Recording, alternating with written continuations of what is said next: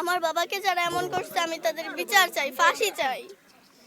ওদেরও যেন এমন হাড়গোড় ভেঙে দেয়। আমার বাবাকে ওরা রাখে নাই।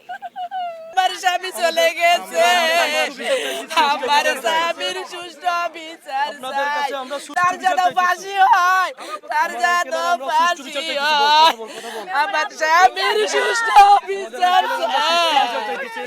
ও আল্লাহ, আমার স্বামীর কিছু থাকে নাই।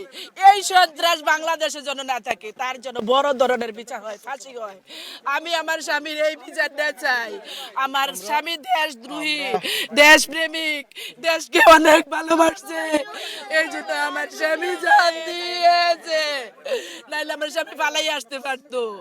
আমার স্বামীর সঠিক বিচারটা চাই। আমি ফাঁসি চাই, ফাঁসি চাই, ফাঁসি চাই, আমার স্বামীর ফাঁসি চাই। আমার আব্বুরা যারা এই অবস্থা করছে আমি তাদের বিচার চাই, তাদের যাতে ফাঁসি হয়। এবং আমার আব্বুরা যেভাবে মারছে তাদেরকে এমনি মারা উচিত। কষ্ট দিয়া যা, দিনে দিনে আজকে কষ্ট আমার আব্বু হয়। মারা গেছে, আমার অন্যদিন স্বামীর অন্য কিছু কারো আব্বু মারা যাবে। রাখেনি। ও সাংবাদিক ভাইয়ার, আমার স্বামীর কিছু রাখেনি।